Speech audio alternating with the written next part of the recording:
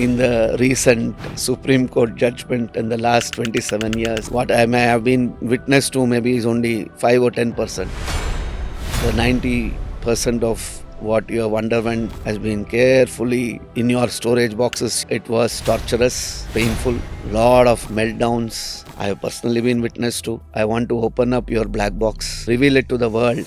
They would break that up and tie it up as a family. It was Madhu Pandit Das and his family trying to get control of this temple and all the assets. What kind of a hypocrisy that would be on our part? We are not going to tell all the things that have gone wrong in our movement, but we were forced to tell them. This is what happened in ISKCON. This is what Srila Prabhupada had ordered. Jai Tirtha, rolling on the sand. They were discussing and they were saying, till you make it, you fake it. Till you make it to an advanced stage, now you fake it. And then they're saying, now it's time for Guru Puja. Come, let's go. Keep aside all these things. Let's go. Fake it till we make it. That kind of a discussion. Especially as an organization, we are supposed to be giving spiritual knowledge. It looks outright against what we stand for. Prabhupada, we say, he built a house in which the whole world can live. There may be difference, but there should be no dissension. That fake aura obstructs reality. Accountability of a leader is very essential, and that accountability is itself camouflaged and covered up with that aura that is created, which is not good in the institution. A leader is measured not by the number of followers he has.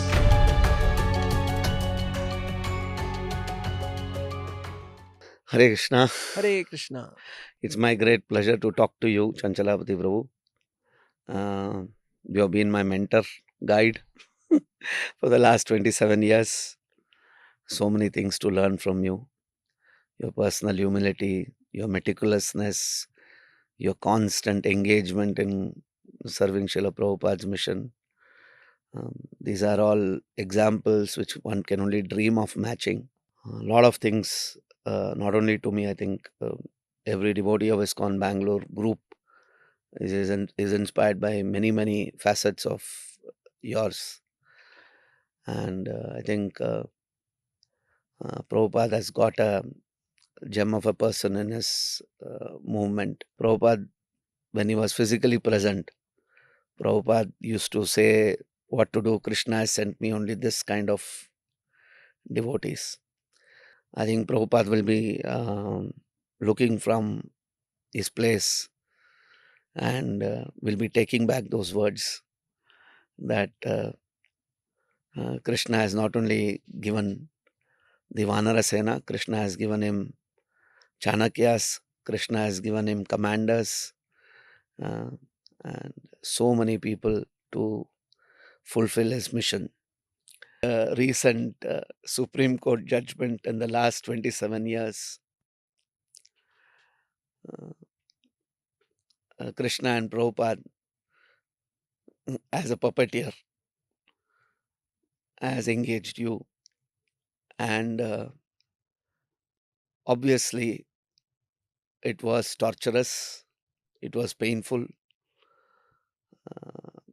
lot of meltdowns I have personally been witness to, and what I may have been witness to maybe is only 5 or 10%, but the 90% of what you have underwent or undergone has been carefully in your storage boxes. You have put it off into the Swiss bank. Nobody has access to that. So I don't want to engage you in your sob story, but still we would like to uncover a little bit of it. So I want to open up your black box and reveal it to the world, not for not as an outpouring, but I feel it will act as an inspiration that how he lifted us from this very scary, frightening moments that you, Madhu Pandit Prabhu, underwent. So that shows us that how in a devotee's life, uh, words like what Krishna says directly, saying that his devotees are always protected, a victory. Of course, in the material world, there is never any victory. There's another new danger that is going to start. We don't know what is going to happen. But still, we have achieved one victory. But looking behind, can you share with us some of your experiences in the last 27 years? And then we will discuss further. You mentioned so many things, inspiring, etc., etc. I do not see that as I don't see it as a very special quality in me that you described. I'm just like any other devotee. So many devotees are working hard. So many devotees are stretching themselves. And I know that. And so I don't see any special, I deserve any special credit for that. And like Srila Prabhupada used to say, beauty is in the eyes of a beholder.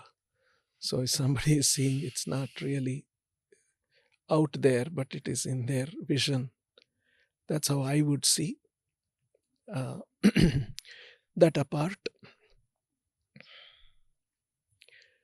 Now this 25, 26, 27 years have just passed. It's just gone away as a flash. Of course, we went through some tense moments and challenges and hurdles that were specially inflicted by ISKCON Mumbai camp. We were very clearly aware of it. Like, for example, we were meeting the Chief Minister of Rajasthan, and she was encouraging us to set up Akshaya Patra in Jaipur. She wanted to help. And then we were given an application for allotment of land in Jaipur. And she was very, very excited after she came to Bangalore. And then one letter goes to the president of the BJP party, Rajasthan, that we are this and that and misrepresenting, and we are not what we are appearing to be. We are not credible people. And then the president of the party calls the chief minister and says, what's going on? What are you doing? And then it's a complete, these kind of hurdles. And then we went and explained to her. And then she said, please talk to the president of our party. And then he had already become very affected by the whatever he has heard. And now we had to find someone else who can talk to him on our behalf, who know us more, who know us in greater detail. And that person, now we had to run to Delhi, we had to go here, there. These kind of things. And then, first thing when we go to anybody, we are not going to tell all the things that have gone wrong in our movement. And these are, it's something internal to our organization. But we were forced to tell them. This is what happened in ISKCON. This is what Srila Prabhupada had ordered. And this is what the leaders of ISKCON in the 77 and subsequently what they did. And those who claimed themselves to be the gurus. And in fact, there was a paper that was written by the GBCs that in the 77 or 78, around that time, that they were Mahabhagavatas. And we all, because when you read Srila Prabhupada's books about a guru, you get a certain impression about his spiritual status, about his qualifications, spiritual qualifications. And you read all of that in Prabhupada's book about a bona fide guru, and you naturally put all of that into the person whom you have accepted as the guru. And being in ISKCON, we had friends of other devotees we knew. We used to hear that how their guru fell down and they took another initiation, and that guru fell down, took another. There were examples of devotees who had had 3 gurus. These kind of things. We were aware of it. And it is an unfortunate thing. And now I have to go and talk about this to someone, a politician, completely, who has no... Now, but we were forced to tell them that this is the thing that is happening. We have taken this up, and hence they are disturbing us and attacking us in different ways. So these kind of things, again and again, it would happen. In fact, I can give an example. We had made an application for the Vaikuntha Hill land. And to my recollection, because you have just asked, I didn't come prepared, refreshed my notes and files and all those things. I have not done. I've just come. I remember the file was being processed by one minister, revenue minister, H.C. Sri Kantaya. He's no more. Very nice person, supported us, helped us. And when he was processing, a letter went to the chief minister. To my recollection, it was S.M. Krishna. And because there was a time when S.M. Krishna was, and then Dharam Singh was. I forget exactly. But one thing I remember, based on the letter that they gave discrediting us, they said, the chief minister wrote, stay the processing of this application, of our file. And that letter came from chief minister's office to this department, and it came to the file. That's when I came to know of it, because I was chasing the file. And then somebody in the government system, they told us that the letter has come from chief minister to stay processing of this file. So then we had to go back to the minister and tell him, and then try to meet the chief minister. And who can talk to the chief minister, who can tell on our behalf? We had to figure those things out. It would take sometimes 2 months, 3 months, 4 months, 5 months. Till then things won't move. Around that time,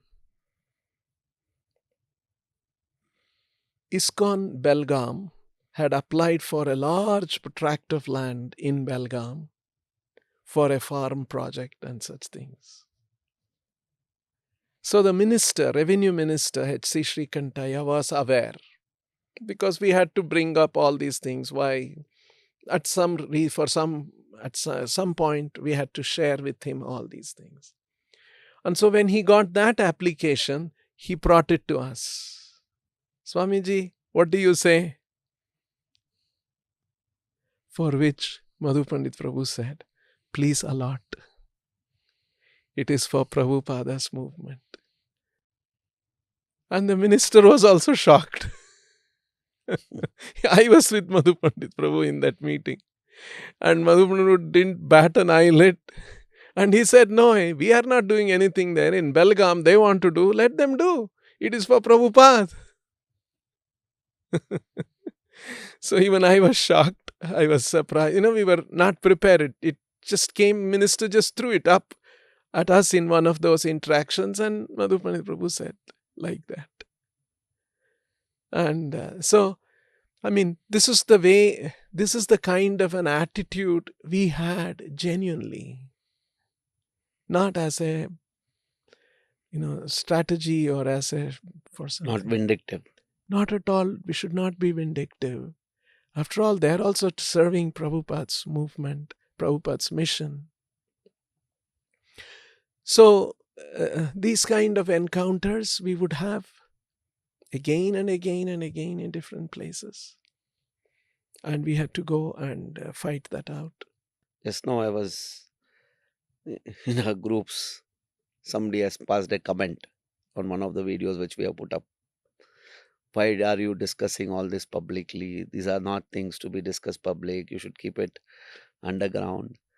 And just now, like what you said, it's not that we are interested to make it public. Right. In the case of Rajasthan, Yeah. which you quoted, Yeah. they put an application saying that why we should not be given the land. Right. And Right. obviously, when such kind of a thing happens, Yes. we have to go out and give an explanation. And then at that time, everything comes out.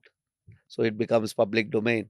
Yeah. So, like, somebody who is not aware of all these things, somebody Yeah. who's sitting in one corner Yeah. watching some YouTube video, and we are, especially the online things, so shrill and so nasty. You make one meme, another will make another meme. Yeah. And this kind of a scenario, Yeah. normal people have no idea. Yeah. The real reasons of all these things, what's happening. So it becomes, they think, what are these people doing? In fact, even in the Supreme Court, Yeah. in the judgment order, Yeah. the Supreme Court judge has written there saying that this should not have been litigated at all. This is not a case for litigation at all. And on both parties, in fact, they're saying both of us are litigating. But it's so difficult to explain to those people Yeah. that why this has happened in this particular way. Yeah. Why it is like the case looks like a property battle. We went to the courts on all these kind of things. How do we manage? How do we deal with this? Especially since we are a public organization. It's not just our house. We have to deal with public. So public means they prefer that, and especially as an organization, we are supposed to be giving spiritual knowledge, guiding people. We say in this age of quarrel, the holy name is the only method for overcoming quarrel and hypocrisy. And we claim to be an organization of propagating the chanting of the holy name. It looks outright against what we stand for. Yeah. What a contradiction. Yeah. No, we in some of the interactions that we had with the ISKCON Mumbai people, we brought all these ideas, points out. We told them, actually, Prabhupada, we say, he built a house in which the whole world can live. But two groups of his own disciples are fighting with each other. And sometimes the fight is out in the public, sometimes in courtrooms. And so it's very shameful, actually. Very, very shameful. So it would be very disturbing. And then I remember in some of the interactions with the ISKCON Mumbai group, there was one letter Prabhupada had written. There may be difference, but there should be no dissension. Differences of opinion can all be there, but that should not lead to a kind of an charged thing between two groups. And, this is how Prabhupada had dealt, because in 1970s or something, Kirtanananda Swami at that time, something had happened, and there is a quote like that by Srila Prabhupada, that there may be differences, but they should not. We used to tell them that this is, what is happening is not good at all. It's not in good taste. The world, the public expects, as religious people, our conduct, our behavior must be of a certain level of credibility, so that they take our message seriously, because we are representing Krishna's message. We are carriers of Krishna's message. Very serious thing. These kind of discussions have happened. But of course, I would think, this is my one more thing. I had seen a large number of rank and file devotees over a period of time. In the initial days, everybody was charged up. It was very polarized group. our group, their group. Over a period of time, in their group, I have witnessed the rank and file and younger devotees were all became very, very soft, and they would be very nice. It's only a few handful of people at the leadership level, and they would charge a few more people below them, and they would keep that kind of a belligerent spirit and spirit of animosity and spirit of vengeance, all negative things. Even in this guru issue, this is what another understanding in some discussions and over a period of time we have realized. Srila Prabhupada's hundreds and thousands of disciples were just innocent. They were looking for truth. They were looking for spiritual truth. They were looking for God. There was that jignasa was there. And they came in touch with Prabhupada, his books, his institution, chanting, deities, prasadam, philosophy. They were impressed with it. It's only a few of the leaders who were very, very ambitious. It's well established. I'm not saying that. Ravindra Swarup Prabhu, in one of his articles that he writes, he says that the leaders were very ambitious. It's well known. And Prabhupada knew that his leaders were all ambitious. And so it's well established that the leaders were ambitious for power, for control. They were ambitious to become gurus. As early as 1968, 69, Prabhupada is writing, "This is not the time for you to initiate. You should not become guru.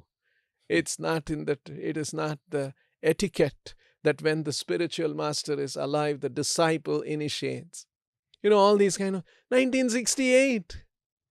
Just 3 years, 2 years, 66 he formed ISKCON. At very infant stage. A very, very in stage of infancy.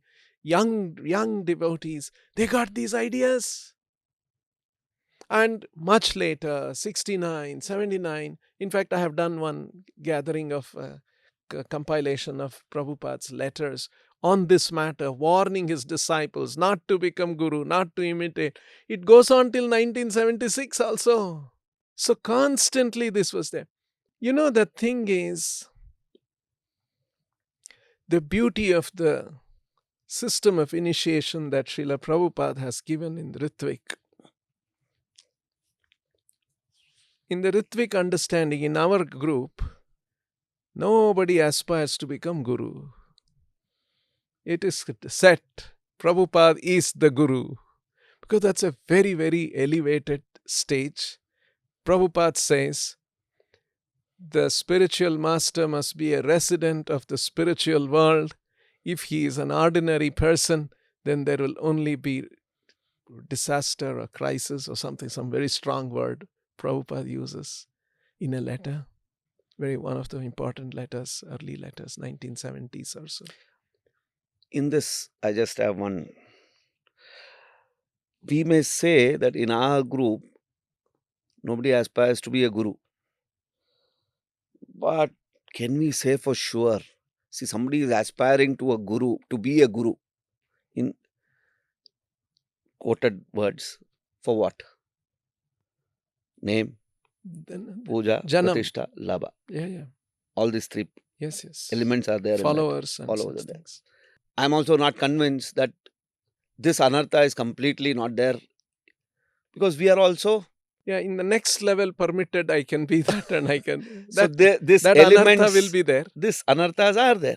Yeah. Because ultimately we are all not pure devotees. Yeah.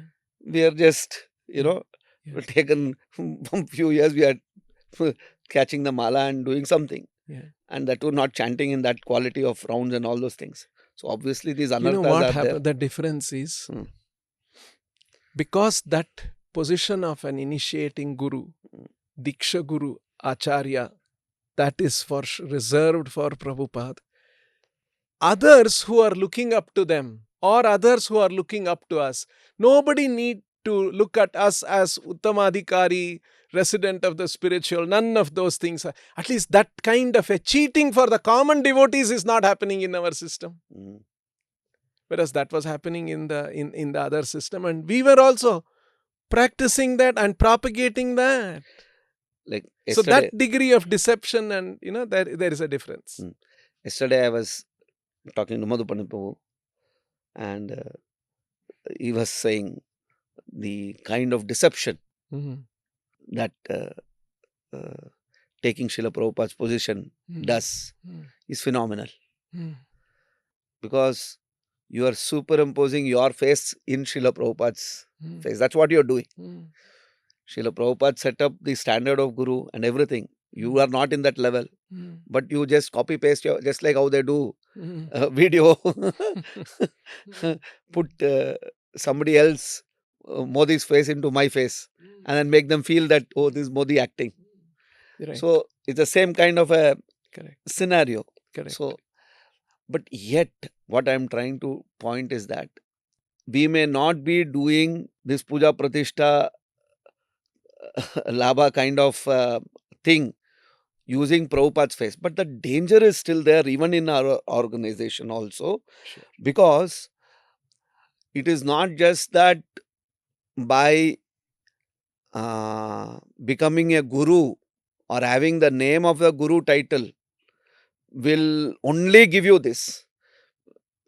If you are smart, you don't need all these things. Still, you can create all these kind of fake all those. You can kind fake of things all of for these the common things person. for the common man.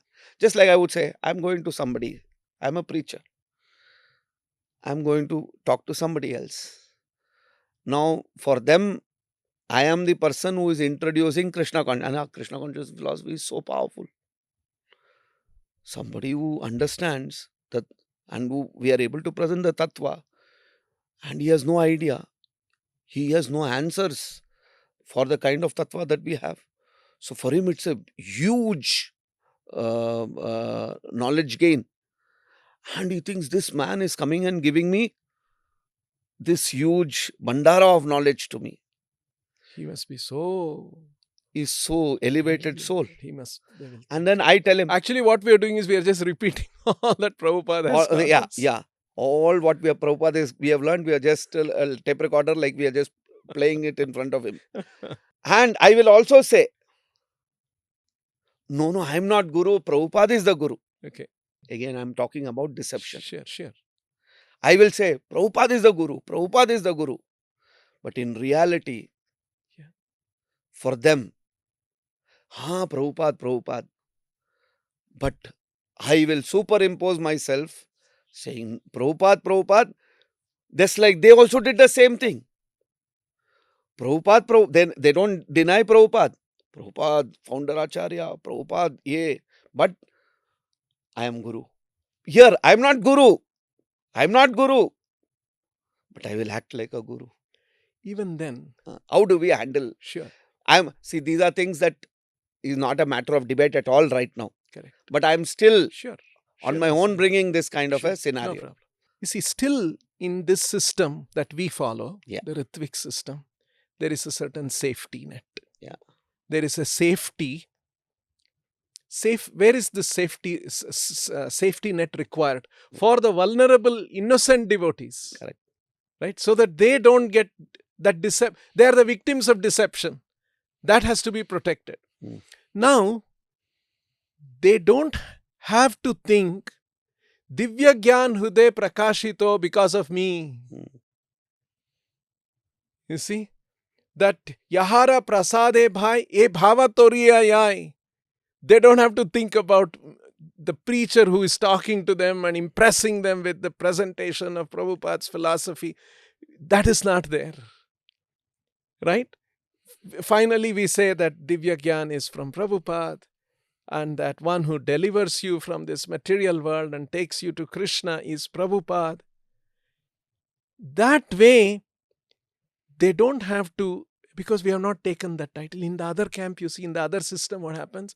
The person who is speaking and who is regarded as the Guru, who gave them the mala, who is the Diksha Guru, all those things are imposed on that person. And when you're saying this, I'm remembering one.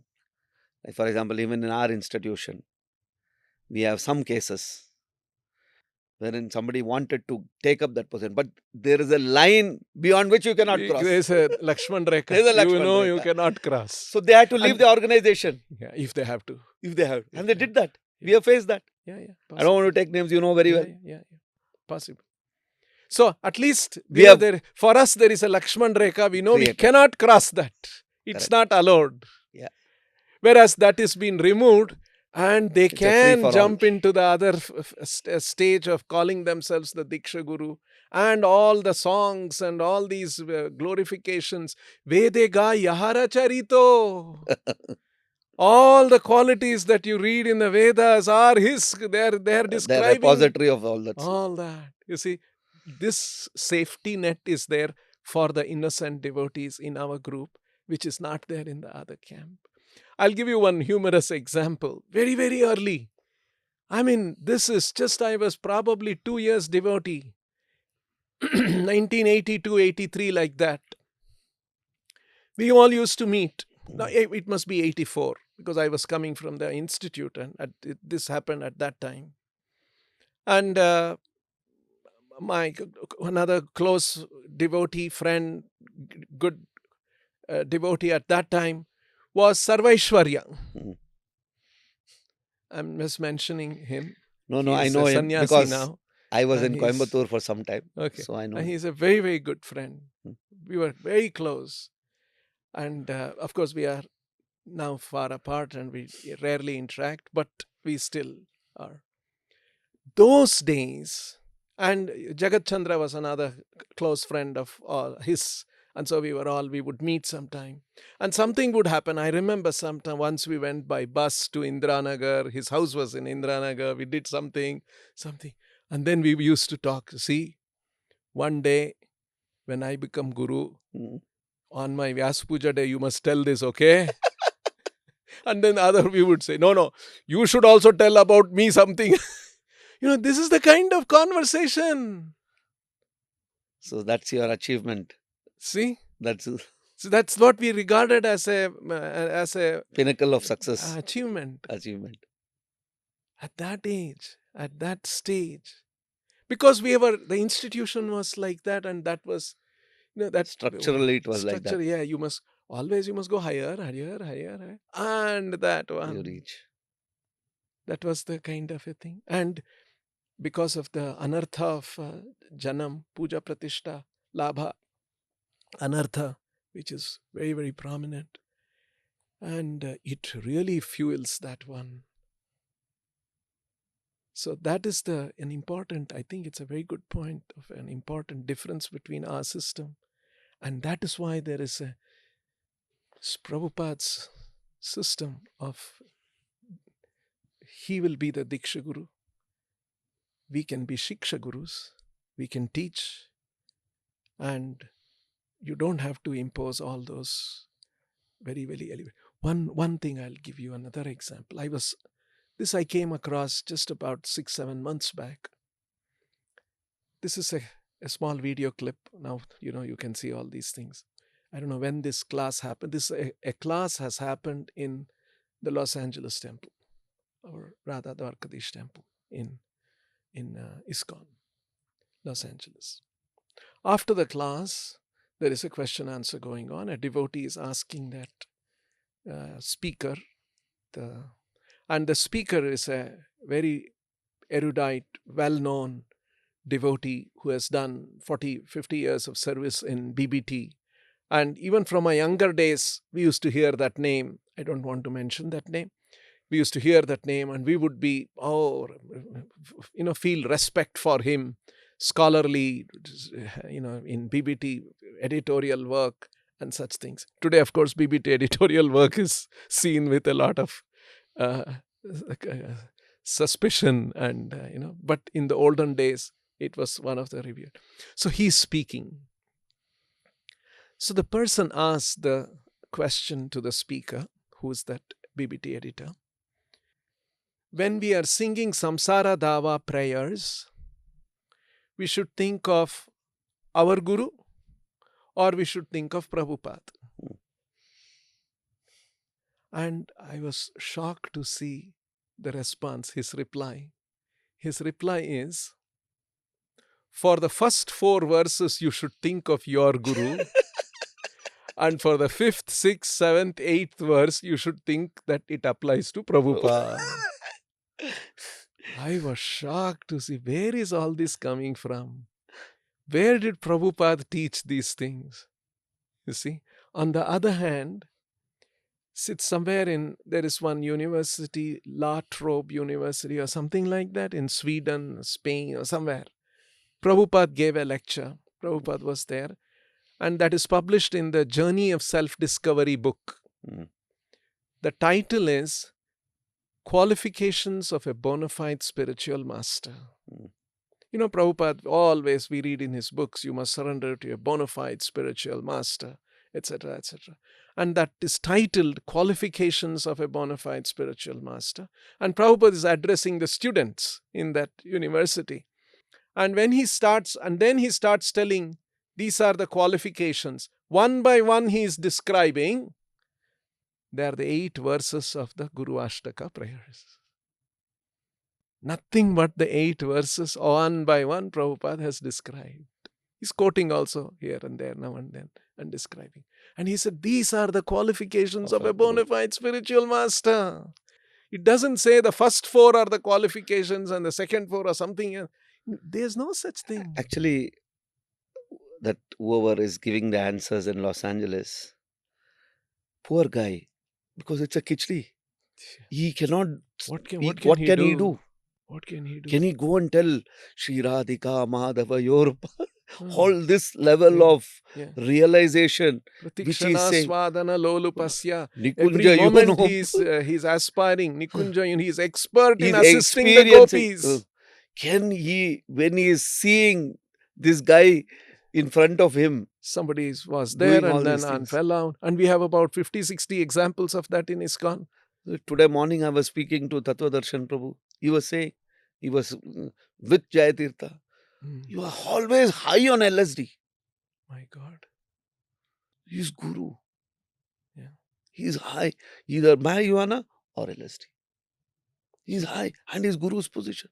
And Tattva Darshan Prabhu was describing how he was in Mayapur, there was GBC meeting.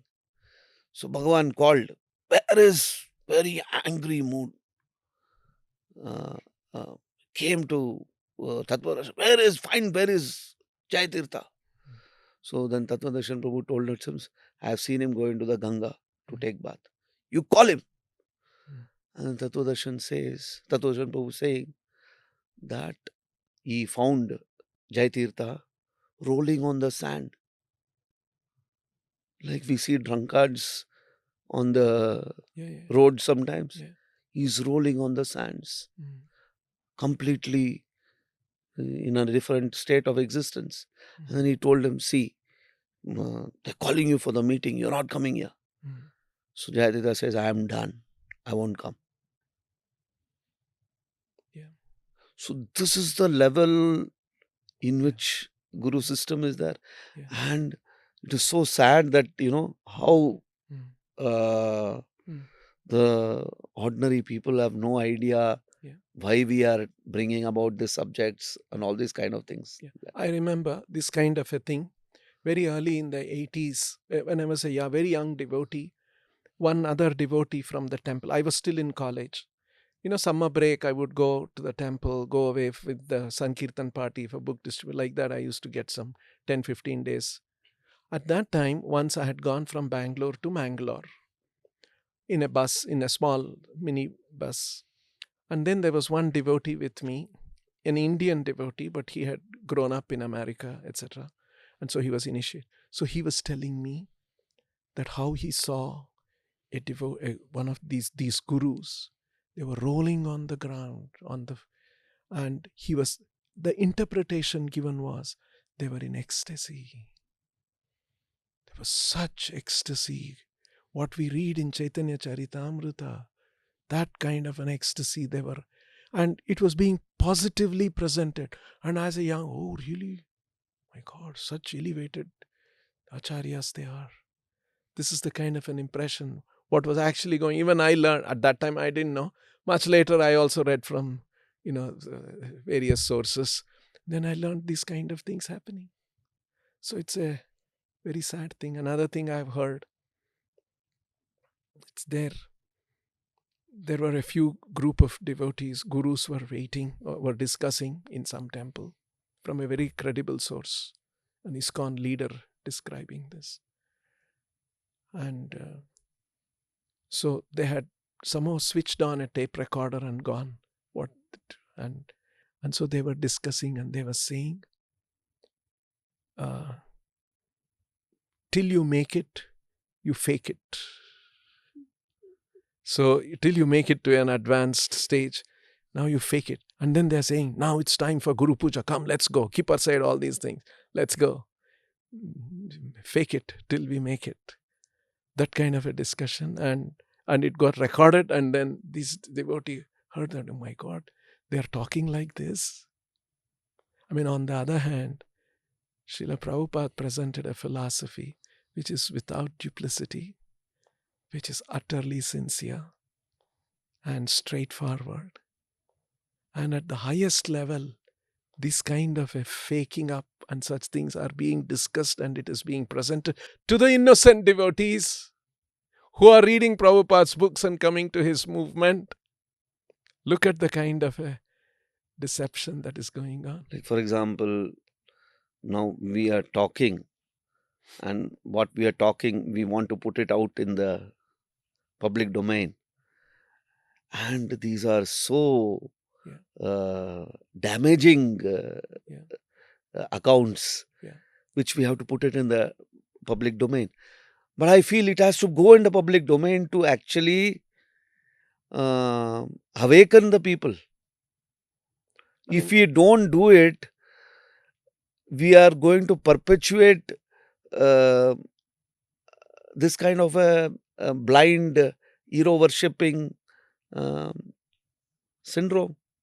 Yeah, I'm not saying that we should put it out, but we are just freely talking. And I'm not necessary that we have to put it out. But I'm saying from the point of view what you are saying, young devotees who come to our organization, come to Prabhupada, they should be warned about it. They should know about it. No. If they are not aware, we'll just be actually tomorrow when they realize, they'll say, what is this? Yeah. You people have not even sufficiently engaged with us, in spite of, like Satyam Bruhat, even if it is something not so palatable, yet you speak the truth. That's the instruction, no? Yeah. In management, there is one expression: with your eyes open, make a decision. Don't make a decision with your eyes closed.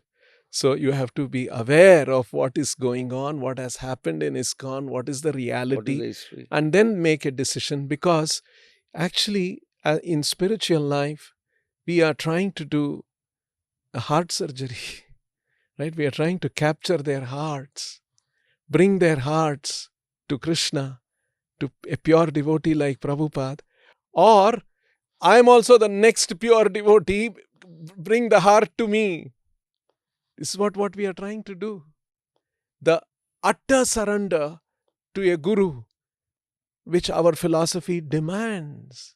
Like yesterday we heard that Prabhupada, somewhere he said that the most important verse in all the Vedic literatures is the last verse of the Shvetashvatara Upanishad. Yasya deve para bhaktir yata deve tata guru tasyaita katitahyartha prakashante mahatmana. I was reflecting on that after I heard that from some devotees saying this as Prabhupada's statement. It is truly significant because the knowledge in the Vedic literatures is confidential.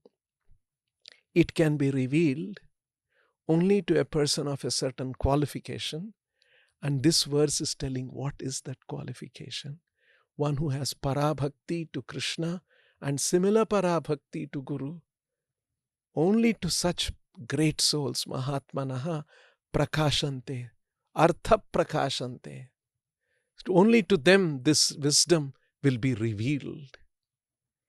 So it's really, this is locked up and the key is given here. Who can open that? So it is indeed a very, very important verse. And the verse is telling that we must have such parabhakti to Guru. And I say, I am that Guru. And people start thinking that they should have parabhakti to me.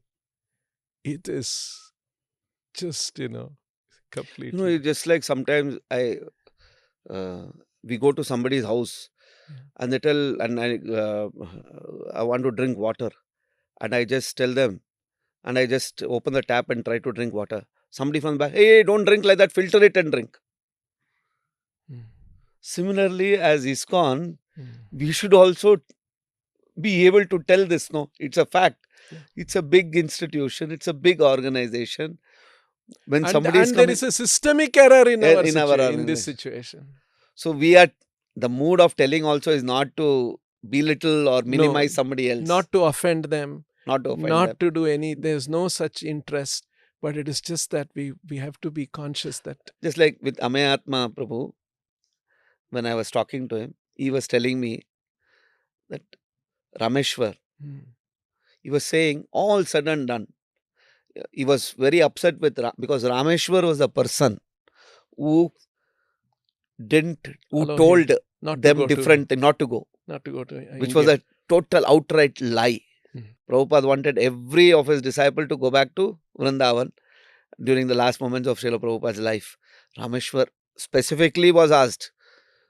He said, Prabhupada said not to come. And Yamayatma Prabhu says, I was so upset after I came to know that this is what Rameshwar. But at the same time, Amayatma himself says, one thing I have to give it to Rameshwar. He was so attached for book distribution. He was so attached to distribute Srila Prabhupada's books. So what I mean to say is that we are not taking away anything from even Jayatirtha. The services that they did. How much dedication, hard work. All over the world they established Krishna consciousness. To support and serve Prabhupada, expanding the mission. No doubt, even the leaders of ISKCON, even though they were leaders, they became leaders because by their service. By virtue of their their contributions and achievements they did for Prabhupada. So that is to be lauded. That is to be appreciated. Why I'm bringing up, when somebody sees these people are so critical and not recognized, it's not at all like offending. That's not our intention. That we have come to a certain stage, and I think there must be a mature, decent, respectful conversation where we can clearly say, these are all great things they have done and we should appreciate. But there is something else in which they went wrong. This is all what we are talking about. Not that they were, we are blasphemous, we don't want. That's not our intent. And while that was happening at the leadership level, the large number of simple devotees, they were just mad after Prabhupada. They were so devoted to Prabhupada. They wanted to distribute books, they wanted to do deity worship, they were ready to do anything, take all kinds of austerities to serve Prabhupada's mission. And that large number of innocent devotees from all over the world, Americans, Europeans, Africans, Australians, South Americans, innumerable devotees who were very, very sincere.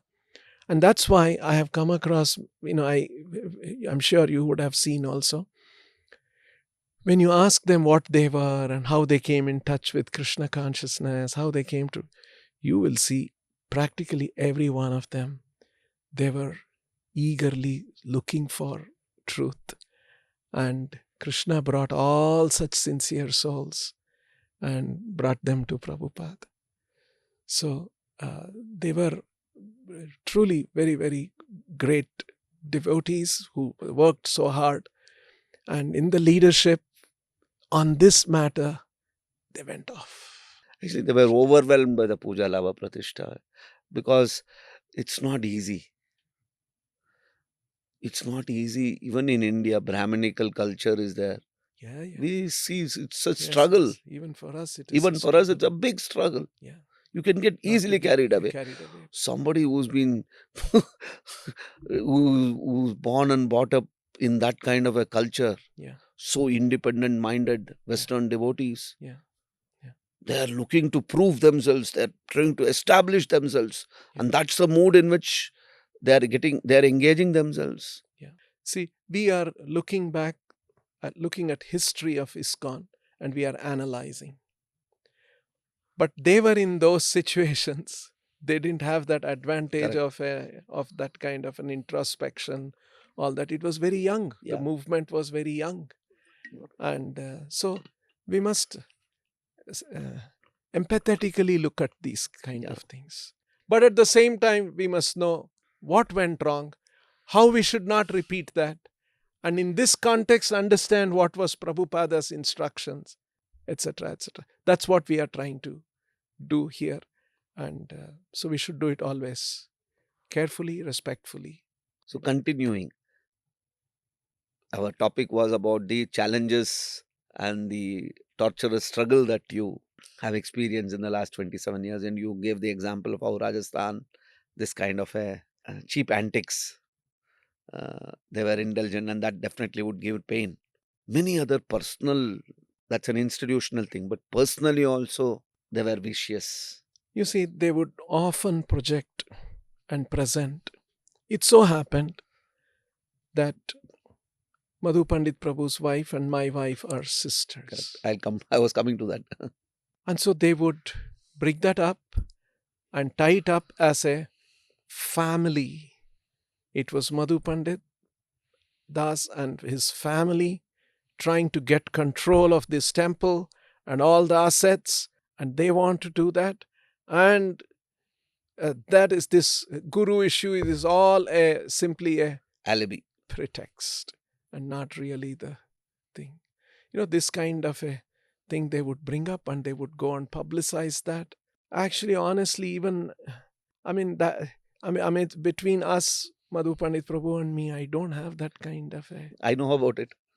You don't have a familial relationship like that. We came giving up our own father, mother, sisters, family, and all that, and we come back and we reenact the same thing.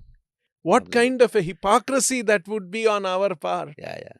We tell others that we are not the body, and all these bodily relationships are temporary and illusory, and we practice that here for aggrandizement of power. What hypocrisy this is, unthinkable. But that was thrown on us. Actually, that was manufactured weapon, because that was easy for him to target. It's not that they believe, or at least some of them definitely would not have believed, but that was a weapon that they used. In war, everything is fair in war and love. We bring all kinds of people, train them, and then we encourage them. They all take leadership roles and they rise up. Whoever it is taking more and more responsibility, they're showing surrender, they're showing commitment. We encourage them. How many leaders, by Krishna's mercy, Prabhupada's mercy, from this temple have emerged? And I always used to tell, I've told many devotees in different interactions, I came across this quote: a leader is measured not by the number of followers he has.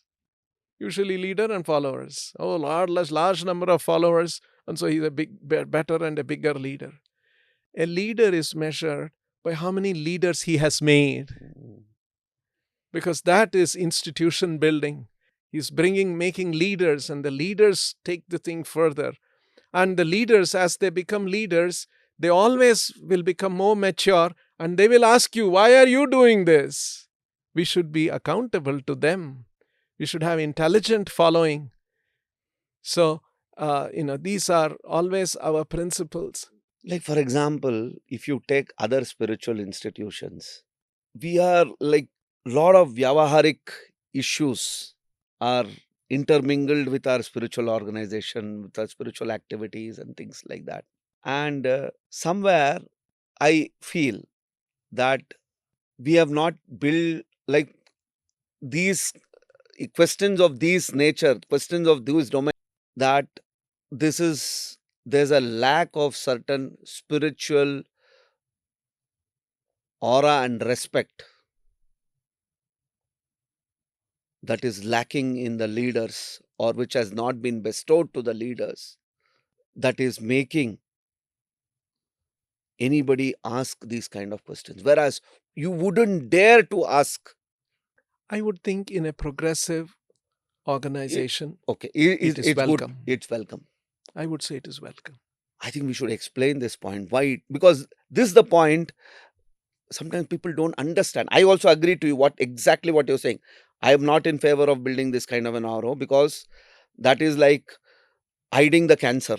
By our actions, by our contributions, we must earn respect and trust, not by virtue of a hallowed position and artificially propped up position. That's what the Guru system built into them, that their deficiencies were not exposed. Yeah, because you don't see any such thing, and if you Like you said, they're rolling, and that is seen as spiritual ecstasy. Right, we would not see it in any other way, and because you cannot question, that aura is built based on reading Prabhupada's books. This is what an Acharya is, this is what a bona fide Guru is, and then you would paste all of those things on them. And so even if you see any blemish, you would feel guilty if I have to talk about that blemish. That fake aura obstructs reality. Yeah, and you don't question. You're creating told a not cataract. to question. Yeah. So this is not good for a spiritual organization. We have to be accountable. We have to be transparent to the devotees who are listening to us. We are playing the role of a leader. That's why in our temple we made a rule that if a devotee is having leadership role and there are many other devotees reporting to that person must visibly, if he's not able to come for morning program, health issue, all that, the 16 rounds he must visibly chant, so that other devotees see, yes, I know my leader is chanting 16 rounds, the minimum. This kind of a accountability of a leader is very essential, and that accountability is itself camouflaged and covered up with that aura that is created, which is not good in the institution. As an institution, as a progressive institution, attracting intelligent, thoughtful, educated people, this is not good. That's why in our system, for our leaders, you don't have to put any such aura around them. They are accountable, and they have to follow principles that Prabhupada has given, and that's what everybody has to follow. So in these respects, the system of ritvik initiation, I think it is safer for the leaders, safer for the devotees, free from deception, and it attracts thoughtful, intelligent, educated people. We want such people if we want this organization to be a global organization, reaching out to more people. If you are a small ashram, mutt, preaching to your community, your caste and sub-community and those kind of things, they will come and give you lakhs of rupees donation and respect, and that's a different thing. That's not the league in which Prabhupada wanted our organization to be. That's not the league in which Srila Bhakti Siddhanta Saraswati Thakur, Bhakti Vinod Thakur wanted. When will the time come when the Americans and the Germans and the Europeans will take the Mridanga and Kartal and say, Jai Sachinandan? This is different. This whole thing is the GBC system and no Acharya being appointed. This is all preparation for a global movement. Like when you're saying this constantly, because this issue, of course, we have sufficiently devotees have spoken about this constant refrain from the online community. Of course, they are not well read, basically, that's all. But still, for their benefit, I would like you to explain to them. This shows that ritvik system does not follow tradition. Where is the example of this kind of a system constantly in all the four paramparas, Madhva, Shri, or any sampradaya? This is not the uh, Purva spiritual master will become the current link in the chain of parampara. This you please, for it's not a No, it's it's a let very us. easily defendable thing, but yet you give your takes on this. They say it is not in the tradition. Mm. The spiritual master, after his disappearance, giving diksha.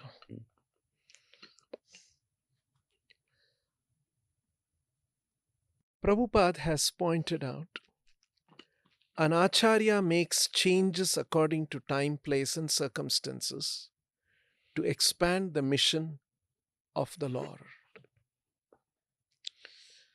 And there is one occasion, I have all these quotes, but I'm not opening the references. We are just talking. Yeah. But these are available. I have it in my references. That it is the symptom of an acharya, if I remember correctly. Prabhupada has used the word. The symptom of an acharya, that he makes certain changes and pushes this movement of the Lord to a newer and newer, greater and greater heights. Now, if you ask the question, the tradition, Prabhupada created new traditions. I'll give you an example.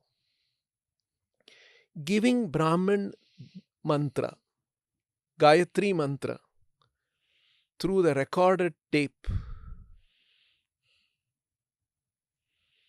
Is there any shastra for that? Is there any precedence for that? From a magnetic tape, you hear from the right ear. How many letters are there Prabhupada writing? I am accepting these as the first initiated disciples, and their name will be 1, 2, 3, 4, 5, 6. And then these are the second disciples. Tell them to chant, hear my Gayatri mantra from the right ear. I think 90%, or at least 85%, 90% of the disciples who got second initiation got it like this. Is this in the tradition? You go and talk to anybody in the strict Indian traditional systems, Madhva, Sri Vaishnavas, and this one. It's like, what? This is not understand. They cannot understand this. You see, in the Madhvas and those traditions, a sannyasi crossing the ocean is considered not traditional because it's there in the Shastra. But our acharyas broke the tradition, established a new tradition of crossing over. Today, without batting an eyelid, sannyasis cross the ocean in ISKCON. They buy the ticket and fly up and down. It's not allowed. There is a shloka in the Shastra about that. You see, new traditions are created by the acharyas who know the heart of the Lord, who know the intent of the Lord. These are great acharyas. They are not ordinary people. Acharya mam vijaniyam navamanyeta karhichit. Na avamanyeta karhichit. They are as good as Krishna. Krishna himself is saying, namarthya buddhya. They should not be thought as they are ordinary human beings. Namarthya buddhya asuyeta. Sarva devamayo guruhu. You see, in this one verse, Krishna has captured, this is in the Bhagavatam. And then they make a distinction. No, we are not Acharya, we are Guru. In this one verse, Krishna has used in the same verse the word Acharya and Guru and shown it is equivalent. Acharya mam vijaniyam navamanyeta karhichit namarthya buddhya suyeta sarva deva mayo guruhu. In the first line, Krishna began with Acharya. In the last, he is saying Guru. Guru and Krishna, Guru and Acharya are synonymously used even by Srila Prabhupada. So, that is, the Acharya can create new traditions and establish new ways. And you see, when Prabhupada talked about, sometimes they will say, oh, parampara has stopped. I was coming to that. Parampara has stopped. No, parampara has not stopped. Prabhupada will continue to remain current and be available for as long as his institution lasts. That's his intent through this system. Why do we say that parampara ended? No parampara. If you see in the parampara also the listing, some of the gurus were listed, kept as guru for hundreds and thousands of years. So the parampara was not lost. That person, the previous Acharya, remained current. In the same way, Prabhupada can remain current. And Prabhupada also said that it is not in these spiritual affairs, it's not that the spiritual master dies means over. He's not. He's still, there are two kinds of presence of the spiritual master. One is the physical presence, another is the Vani presence. That's also another presence. So it is not that the presence of the spiritual master is over when he dies. These are all very mundane ideas. Prabhupada didn't encourage these things. So whether you see tradition, whether you think that the parampara ends, and there is a statement by Prabhupada where he says that if you continue what you are doing, following my instructions, following the regulative principles, all the instructions that I have given you, continue doing that, the parampara will go on. He didn't say you have to become initiating gurus and initiate to become for the parampara to go on. These are all, somebody who has not Very trivial. Carefully understood these Understood. concepts. They come up with these kind of ideas. Like for example, one more silly arguments. They were in the current, they were saying that what? Prabhupada could not make one pure devotee. You people are telling this fall down, that fall down. Doesn't he have the power to make one pure devotee also? Isn't that insulting to Srila Prabhupada's personality?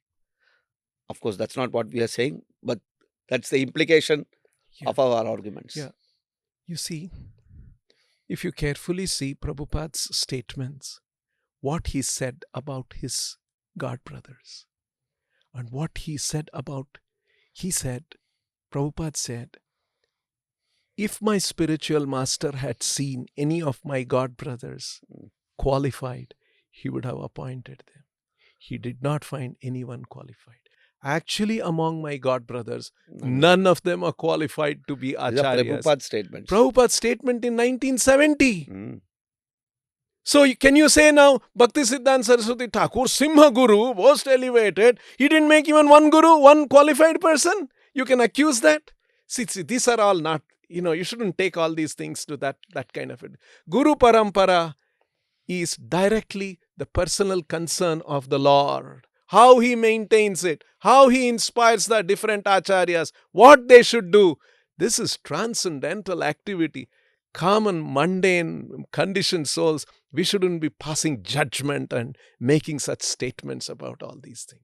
It's left to the Lord. How the Lord is managing and how he is, all these things are happening. We should not be commenting on these things. So it is not that Prabhupada did not make or he could not have made. Why you are saying, these are all, we don't even want to go to that space of such discussions.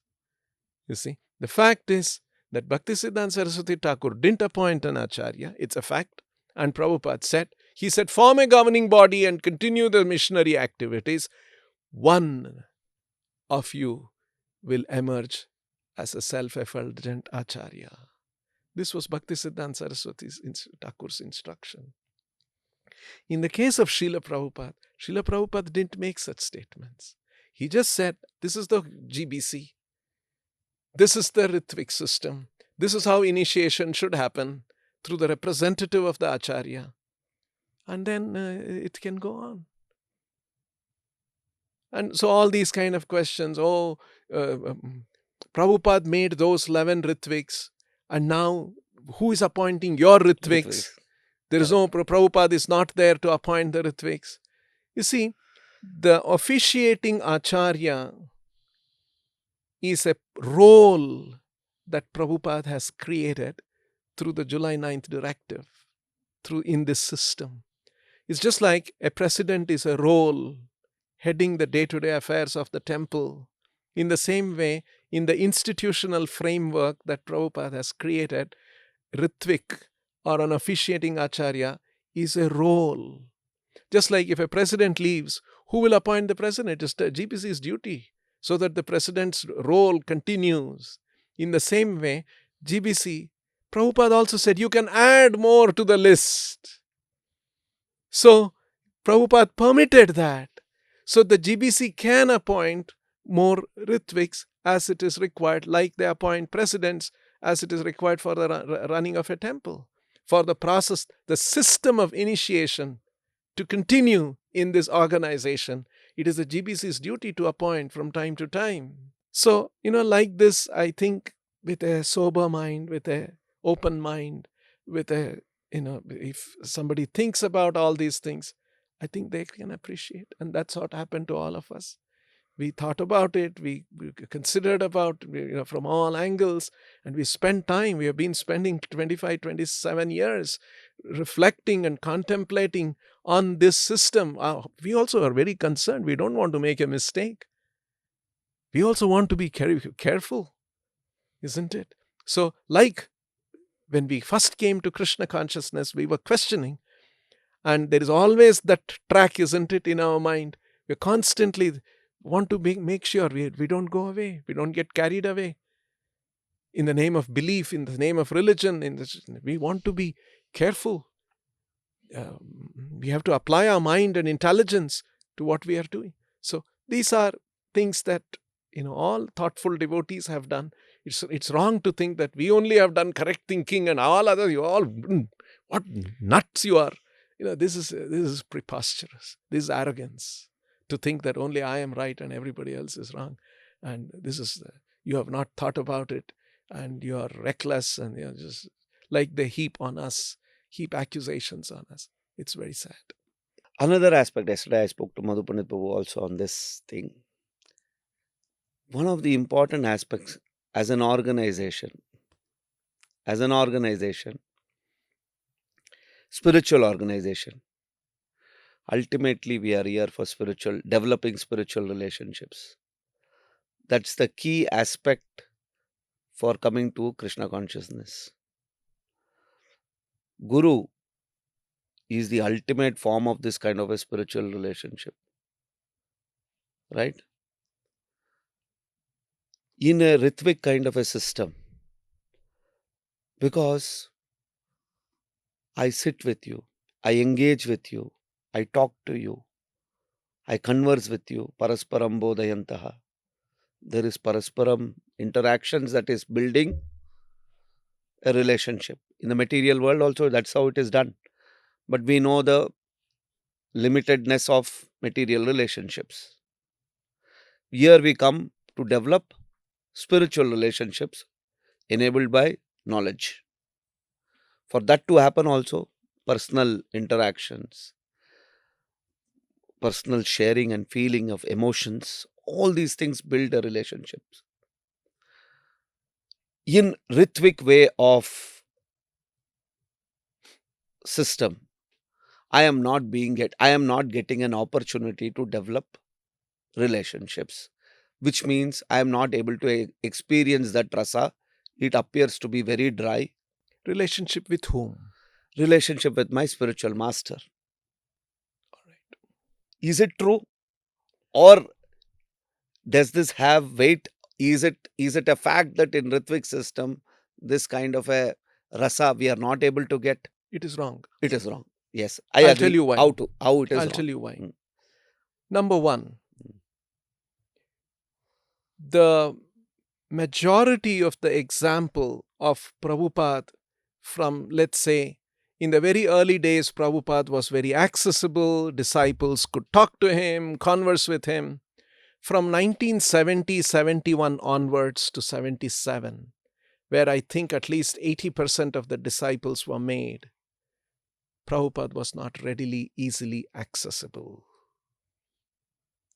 What devotees would see, there are many disciples who did not even see Prabhupada. They had taken initiation. They could not travel. They were somewhere in Venezuela, or somewhere in South America, or some part of New Zealand, or somewhere. At the time when Prabhupada traveled, they could not see. It has happened. But do they anyway feel less connected with Prabhupada? Do they anyway complain that I cannot develop the relation with Prabhupada? By serving in the Prabhupada's mission, Prabhupada's institution, there is enormous opportunity. This is number one. As demonstrated by Prabhupada in the ISKCON later years, not even the very late, not latter years, last few years. I'm saying practically from 71 to 77, about 6-7 years of his movement, of the 11 years that are there. Too big it has become. It had become too big. And devotees experience, even now, devotees feel so strongly when you talk to some of the disciples, pre-77 disciples of Prabhupada. Number two, second, very, very strong example. Another example. Prabhupada himself quoted his own example. He says, about 3 or 4 times I met my spiritual master. That is all. But do you think I don't have connection with him? Even now, he is directing me. He's guiding me.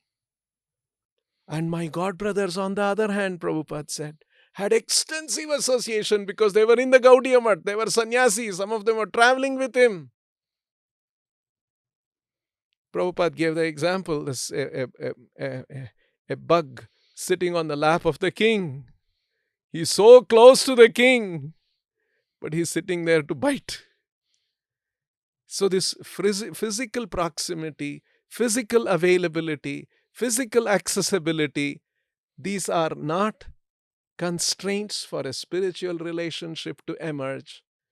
The spiritual relationship is based on knowledge, understanding, obedience to the Guru, knowing his heart, knowing his mission, and continuously making sacrifices in our life to serve that mission of the Guru. That strengthens and builds the relationship, not always being physically present. It's like with Amayatma in the morning, Amayatma Prabhu, I was just talking. So he gave me one experience of it. He was saying that once he was assistant to Bharadwaj. Bharadwaj was the Bharadwaj. So they were painters. And Bharadwaj is a famous artist. So once Bharadwaj and he went to meet Srila Prabhupada, and he stood in front of Prabhupada. So he was expecting Bharadwaj will introduce me to Srila Prabhupada. Yeah. Bharadwaj is senior. He joined in 68 and he joined in 73. So Bharadwaj was on talking terms with Prabhupada. And he talked and talked. And finally he didn't introduce Amayatma Prabhu. It seems. So Amayatma was crestfallen. He thought, this is the opportunity that I will get to go and talk to Prabhupada. And he said, I never really talked personally to Prabhupada. Letters, there has been interaction with Prabhupada. But personally, Amayatma has never talked personally to Prabhupada. Yeah. Shall I, if I ask him, if I give you a guru with whom you can unlimitedly talk to, will you accept that guru or will you want to give up Prabhupada? What will he say? I'm 100% sure he will tell, no way. I want Prabhupada only. That means he has established a strong relationship, a strong bond. Sure. Many, many devotees, I have also heard. One devotee was telling me that he was doing, like looking after the cows in Mayapur, and Prabhupada came, and then he was just smiling, and that's all. And there are devotees who didn't even have that eye contact. But if you ask them, would you want to leave Prabhupada? Or if you would have got somebody else with whom you could have interacted? Or do they feel less connected to Prabhupada? Not at all. They feel strongly connected. So it's a spiritual bonding. After having given up material relationship, again we should not look for another kind of an enhanced material relationship. We should learn what is spiritual relationship. Correct. That's the whole lesson, isn't it? Prabhupada teaches that we have an intimate relationship with Krishna, and that's what we are supposed to experience and develop. For Prabhupada is teaching that it is not dependent on material things. So I think these are not very well-founded objections. I wanted to talk so many things, Prabhu, but you've We'll keep already it for given me the another timeout occasion. signal. We'll keep it for another occasion. Uh-huh. They also must be. So Okay. thank you very much. Hare Krishna. Hare Krishna, Hare Krishna.